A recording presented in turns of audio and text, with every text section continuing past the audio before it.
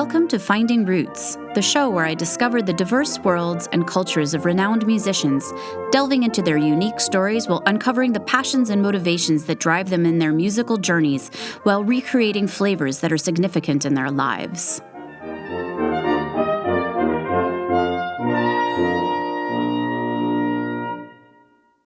Give me a clappy there, if you're comfortable with doing that. How about them apples? Okay.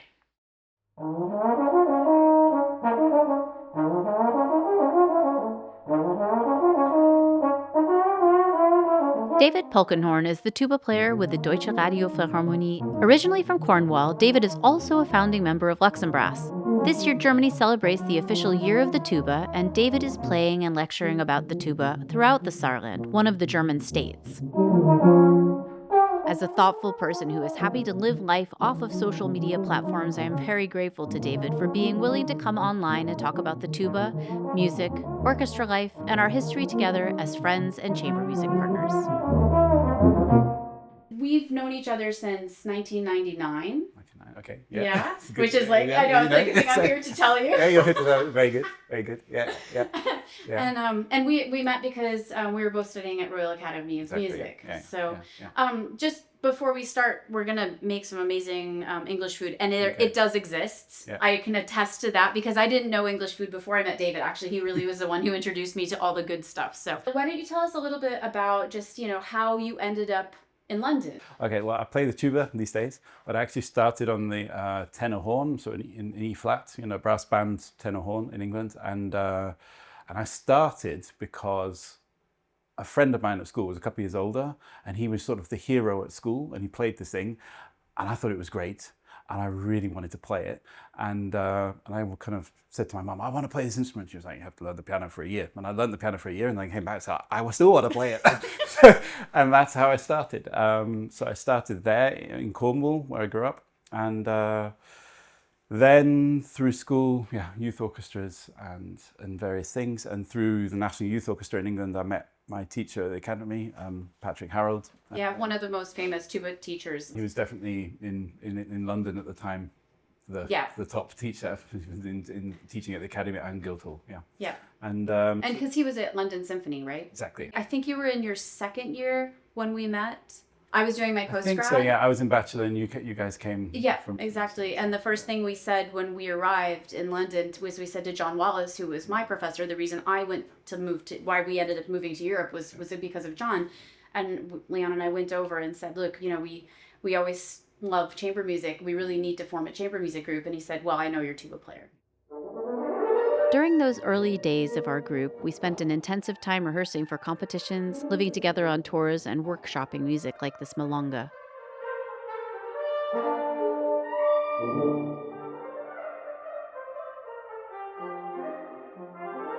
I learned a lot from you guys on those gigs as well. Definitely, yeah. But we learned a lot too, though, because I have to say our whole experience in the UK was quite. It wasn't always so easy at the start because we had thought, we speak English. Yeah. It'll be fine, and it really is not the same, is it? It's culturally it's very different, and so you kind of guided us a lot on just how to manage things and how people think and react and yeah, that's true. That's how so things you're react. really great. I remember also going to the States with you guys and remembering having exactly the same feeling that it's like we speak the same language, but the countries work very differently. So differently. I do remember that was such a fun tour. I have to say, one of the things that I learned from you as well is that tea pouring, right? So you told me I actually poured the milk in second just now. Okay, because of you. No, but really? Normally I put it in first and you were just horrified by that. Was I horrified? I can't remember. You were. I can't remember. No, am I wrong? Really? I'm sure you were kind of like, ooh, that doesn't look very good. I'm not sure. I can't remember actually. I can't actually remember. I remember when I was at school, there was a thing called tea party, which was actually when there was a cricket match. you had to take. There was always a break in the cricket match, and I wasn't a cricketer, but I kind of dragged the food and the tea with a couple of other people to the cricket match, and we had to serve it. And I remember very clearly there was one teacher who, I think we always put the milk in first. I seem to remember we put the milk in and then the tea. And he always had it the other way around. And you couldn't give him the other way. No, not at all. right. But I'm not sure actually what's correct. I'm not sure. So yes, I sort of read the book that was about like tea culture and how certain. I think it's because had to do with like if you put your tea in first and then the milk, it was because you were either very higher class or low class. Whereas if you're middle class, you might have china that couldn't handle the change in temperature, and so that's why they put the milk in first.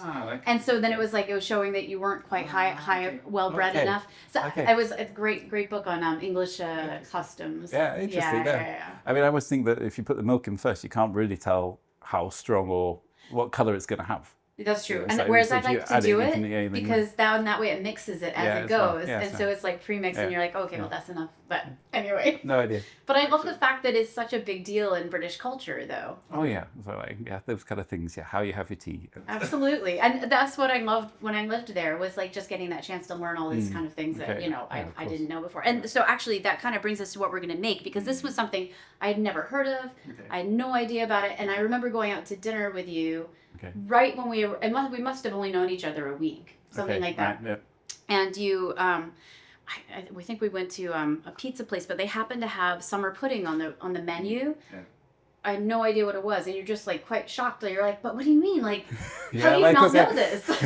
Yeah, well, of course, it's like a normal thing. Yeah, it's sort of summer dessert.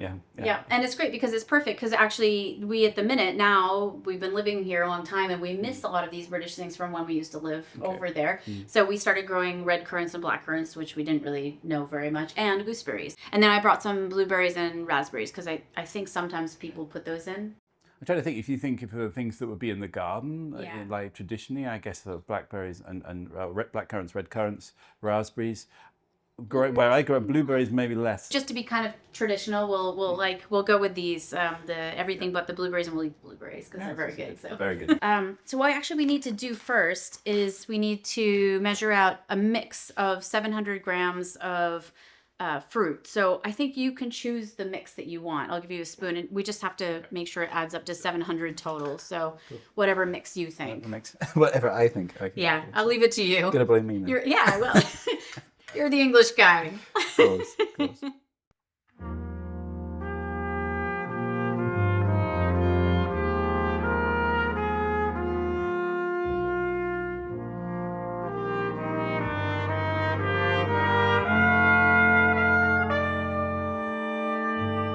Summer pudding was originally created in the 19th century as a light, refreshing dessert for the upper-class health farms of Britain. It was designed to be both nutritious and easy on the digestive system.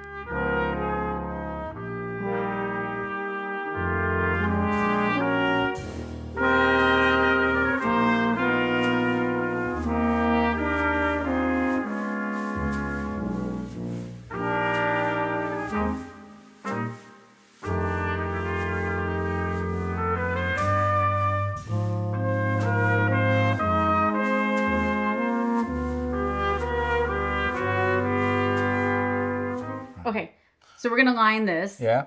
So, can you tell me? Have you made this before? Nope. Okay, me too. I think I might have watched my mum making it once, but okay. I think I've helped. Begin by buttering a pudding bowl, then line it with thin slices of white bread, ensuring to remove the crusts. If you're using gluten-free bread, as we did, choose one that holds its shape well when cut and molded into the bowl. Oh, make a syrup. Oh. Okay. Between the two of us. Yeah, we're like reading We're like, okay, reading. that's how you make it. Helps. While David and I continue to faff about and figure out how to make this recipe, please continue to enjoy this musical interlude.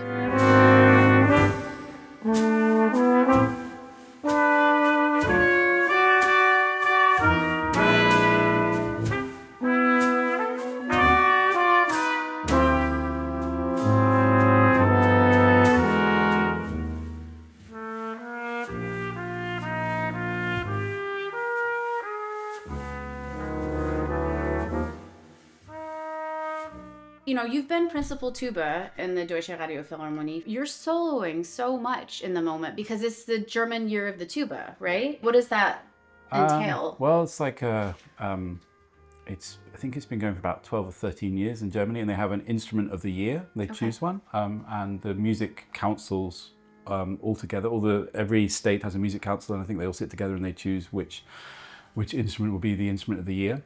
And this year it's the tuba, and I think that's great. I think it's brilliant. I'm really happy about that. And it's basically, I think, an opportunity to introduce new people to the instrument. And so there in Saarland, we've got master classes or workshops, and then sort of tuba choir is hopefully planned around Christmas. As I see it, the most important thing is hopefully to win a few new tuba enthusiasts, and also just to show perhaps some of the sides that are not expected. It's an instrument that's associated with, I suppose, how do you say, stereotypes, and it doesn't always have to fulfill them. Although those stereotypes are also very important. You know, there wouldn't be a brass band or a band without tubas at the bottom of it. So it's very important as well. It is definitely important like that. But it's true that I think there's this sort of sense like, oh, well, this is an instrument that doesn't have a great depth of repertoire. It doesn't have the same seriousness as some of the other instruments. I mean, I think all of the brass struggle with that a little bit. Yeah, of course. But the tuba the most. I mean, it was the last instrument in the brass family. It's the youngest of the brass. It was developed as a bass instrument to make ensembles sort of, you know, as the ensembles grew, then they wanted more louder brass bass instrument. So that was actually the reason that someone came up with it. It's only later that the sort of perhaps the solo element has developed. So in some ways it's not surprising there are other instruments that were actually conceived just to play solo, really, to play at the top of the group. And so from the beginning, for that reason, and with the tuba, the main purpose was, yeah, exactly, to play the bottom of ensembles and stuff, which is a great function to have, and it's great fun to do. Like in all areas, people kind of keep pushing and developing, you know, repertoire, techniques, instruments, everything, yeah. So it's, I think these days a lot more is possible than a lot of people perhaps think. Definitely. I think there's like not been the mental shift in even the general musicians public. If you asked a whole bunch of musicians, you know, what solos are there for tuba, I think you'll have a lot of blank looks. Yeah, no, of course. Just think by the pure numbers. If you've got an orchestra with, like, I don't know, 100 people in it, there's only one tuba normally. So the likelihood of people bumping into the tuba players or experiencing a tuba playing a solo is much smaller than it is experiencing a violin play a solo, or just on, True. Yeah, just True on as well. pure numbers. You see 4 tuba players walk onto the stage, and it's a very strange picture. It's a very unusual picture.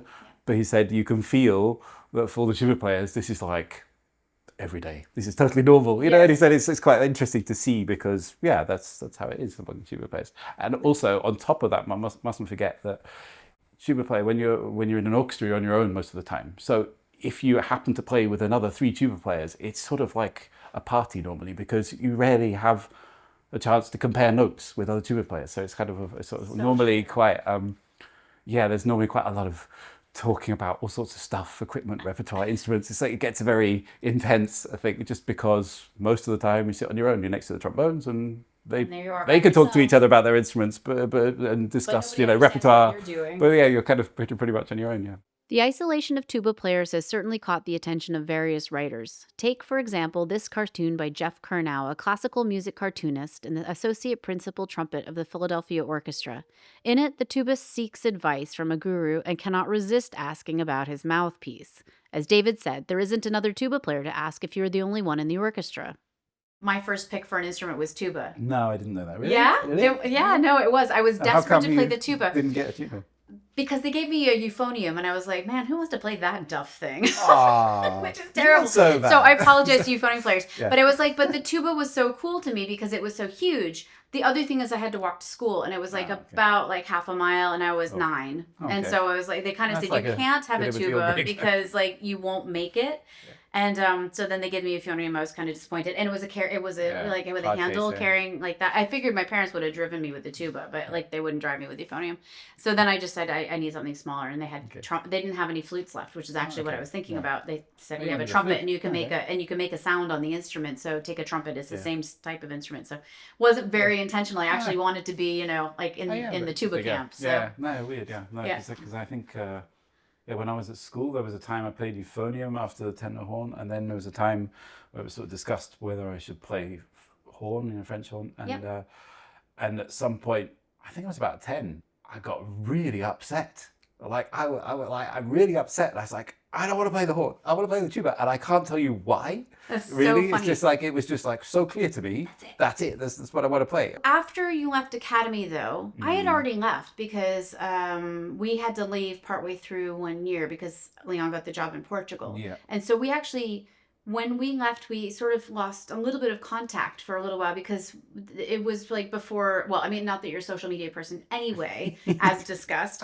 But like, you know, nowadays I'm we'll not keep... very good at keeping good stuff. It's okay. You can say it's Right. okay. It's Also, fine. David is not very like. I'm not very Hey, good at keeping in touch with Academy people. friends, I found David. Right? It's like every time I see anybody from the Academy, they're always like, "What? You know where David is? That's It's like, crazy." yeah. So I don't really no. keep in touch with people very well. Yeah, it's fine. But that's like, you know, but Yeah. that's totally fine. But we were really happy that you were actually the one that figured out that we were here. No, Like, I and think you can't rang me. remember No, why. you rang Did me. we? Yeah, you rang me, Okay. and you were like, "Hey, we're moving to Luxembourg. Is that anywhere near you?" Because like, and you that was worked what out, it and I was. was like, "Actually, it's just an hour over the border." So, Which is so, yeah. amazing. Yeah, so it that was really perfect. Yeah, that's how we started playing quintet again. Exactly. It was as soon as we realized, we're like, oh, then we could restart this. Because I mean, the group had been we'd been quite successful when we were in London. Yeah, and, we've done a lot of work. a lot of Some work and like, we'd Yeah. Mm-hmm. done some competitions and this and that. And so it was really great to be able to restart. In the next step of the summer pudding, the berries are gently cooked before removing from the pan. The resulting juice is sweetened and reduced until it becomes a syrup. After you left Academy, you went to... Yeah, I went to Hanover to do like a postgraduate there. I went, with youth orchestras, and we went to Germany as well, and I liked it, and also I kind of preferred the idea of having a permanent position. Did they encourage you to go as well? Well, they also say, it's just also, I mean, with tubas, it's difficult because there aren't so many permanent jobs. True. And it was sort of like, if you're interested in Germany anyway, the orchestral scene there are so many more professional bigger. orchestras at the time, and there's more chance of going to auditions, not even winning auditions, just going to them, because they actually happen. And I was lucky enough, I applied for all sorts of scholarships, and I got a DAAD scholarship, which is like... What is a DAD? It's the German Academic Exchange Service, and it was quite a long process. It took about 1.5 years before you go. You apply and do German tests and everything like that. But it was an amazing scholarship. They basically paid for everything. It was amazing. It was, and can only recommend it to people if they're interested in. Does it still exist? Yeah, now? of course, yeah, and for all, and I think in all countries, but also in all different. Not just in music, yeah. I mean, I met when I got to Germany. Then I met all sorts of like engineers and everyone were in the same program, and it's incredibly well organised and it's amazing. Yeah, of course, Like yeah. typical German efficiency. It was amazing. It was amazing. So I was very grateful to have that. That was so. And then I went to with that. I went to Hanover. So you went to Hanover for about 2 years? 1.5 in the end it was. Yeah. Okay. And you won the job before you finished, or?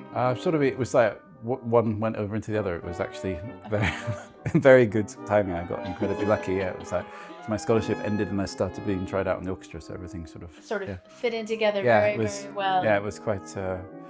But that was amazing, really. Yeah, there was not without. I remember after like having been in Hanover for a year and not much was happening, and having a very panicked moment where I thought, I've got new instruments, I've learnt new instruments, and nothing's happening. What am I going to do? Because actually you changed instruments when you moved from the exactly. UK to Yeah. Germany. So what's the difference? Yeah, in the UK you would play the standard tuba that everyone plays is an E flat, Okay. and And that's also with smaller, right? piston valves, it's not necessarily smaller. It's not smaller than the B flat. It's smaller than the B flat, yeah, but in the UK, then most people I think still, I haven't been there for a while, so still play E flat and C tuba, and in Germany it's definitely actually I think almost all German speaking countries is you play an F and a B flat in the orchestra. And America is more F and C, but mostly C I think in the orchestra, and the F more for the chamber music. just for the sort of high pieces or chamber music. Yeah, I think so a bit more. So it's a slightly different. We're gonna add the sugar in. We're gonna get that melted to make a syrup, and then it says we're going to pour over the top, and just leave a little bit out so we can have some for when we serve it. And of course, like I just read that we should be refrigerating this overnight. Let's see. Totally fine. It'll be fine. Yeah, it's gonna be fine. Good. It's gonna be great. We have a few hours left. Yeah, we got a few hours. It's good. We'll see. I feel like I have to apologize to your mom. Your mom is like the best British cook that I know. So it's like, sorry, Judy. Yeah, I'm sure it'll be fine. It's gonna be good. Yeah. It's going to be good. I used to be,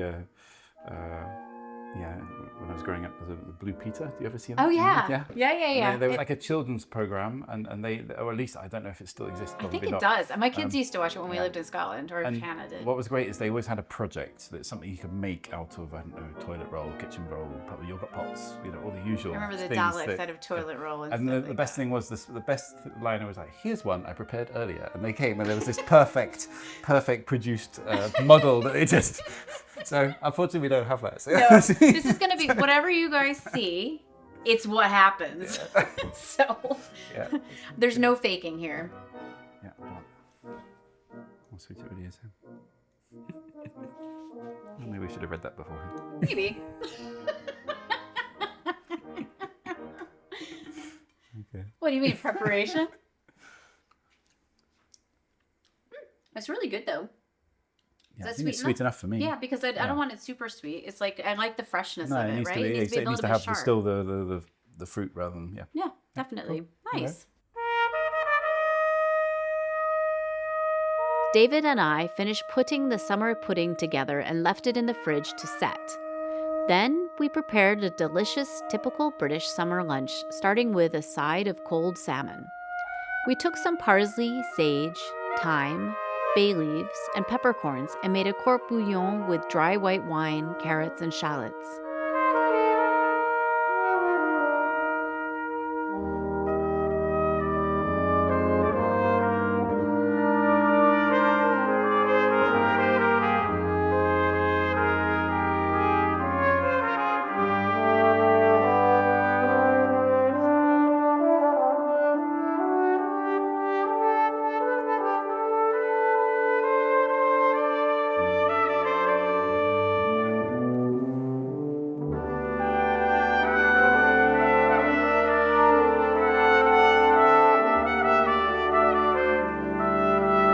After bringing the liquid to a boil for a few minutes to burn off the alcohol, we turned down the heat and added a whole side of salmon and steamed it in the remaining liquid for about 12 minutes until it was just cooked through.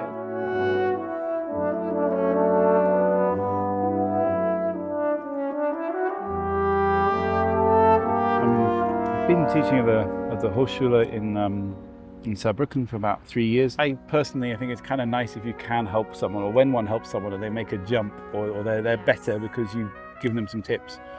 Perhaps it's important as a musician because one spends quite a lot of time working on oneself. Yeah. And it's nice to sort of help someone else, I think. It's quite a lot of responsibility with it, really. I mean, of course, everyone makes their own decisions, sort of thing, but you hope to guide people in a way that might suit them best. I think that's the other thing that I see, that also the world is changing massively with jobs and stuff, but there are all sorts of ways to make music a career. You have to constantly look for how to make your life in music, even if it's not with a job, because there's just not enough jobs to make everybody have a job that well, no, exactly, and I think that's the thing. I think. But that doesn't mean you can't be a musician as a profession. Right, there are all sorts of ways to be. I mean, and like you're interviewing all sorts of different types of musicians. Yeah, definitely. There's loads of different people doing lots of interesting things, and there are advantages and disadvantages to each situation. Exactly. And one has to make the best of what you have. Yeah. Definitely. I mean, I think there's the advantages of orchestra are really obvious. Like, there's a sense of security. But you don't choose your own music. Sometimes sometimes you can't even choose like how you play it, your music. I mean, most of the time not. So that's not really the point, is it? It's a different thing. I think that's also why often in orchestra players, chamber music is also important, because that's that's your actual outlet. It's an outlet. It's an outlet for for where you can decide your musical ideas, or totally. And that's not to downplay the importance and the by no means of orchestra or anything. Because the idea has to be that you sublimate your own ego for the greater good. Yeah, and also, I mean, how can you say it as a tuba as well? You know, you've got your part on your own. You can. There is something to be. You can say something musically. You don't have to just play the notes. That's not about that. But, no. And exactly the thing that maybe one can, if you're in a chamber group, you can decide yourself what we're going to play and how much we're going to. How are we going to think about it, exactly. And like all these things. I think that's something that is good for any musician. Definitely. After our conversation about chamber music, David and Leon felt inspired to play a bit more while I finished preparing the lunch. First, I picked some of the remaining red currants in the garden to decorate the summer pudding. Then I boiled the new potatoes with mint, a very old English way of bringing out the freshness of the young potatoes. I quickly poached some samphire, a seashore vegetable that is often eaten with fish. Here in Luxembourg, it is usually called by its French name, salicorne. It has a slightly salty and lemon note, which is perfect with fish. I decorated the salmon with thinly sliced cucumber scales and finally cooked the peas briefly in boiling salted water, a glass of white wine, and the three of us sat down to eat.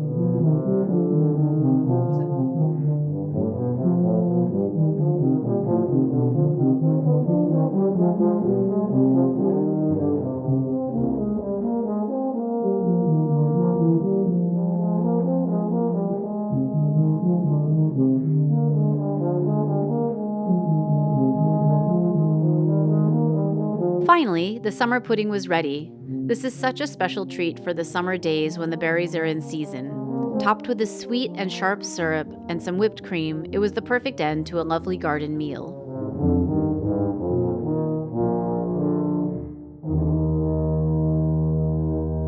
I really appreciated David coming and spending some time today. He has been a big part of our lives since we arrived in Europe 25 years ago, and as we mentioned, David isn't one to be in the spotlight, whether this is to do with being a tuba player or just disliking self-promotion.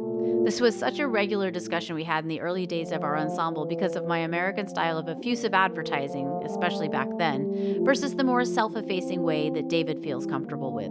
So a huge thank you to David for being willing to come be part of my project and talk about your passion for your instrument, for teaching, and your love of music. See you again in our next rehearsal.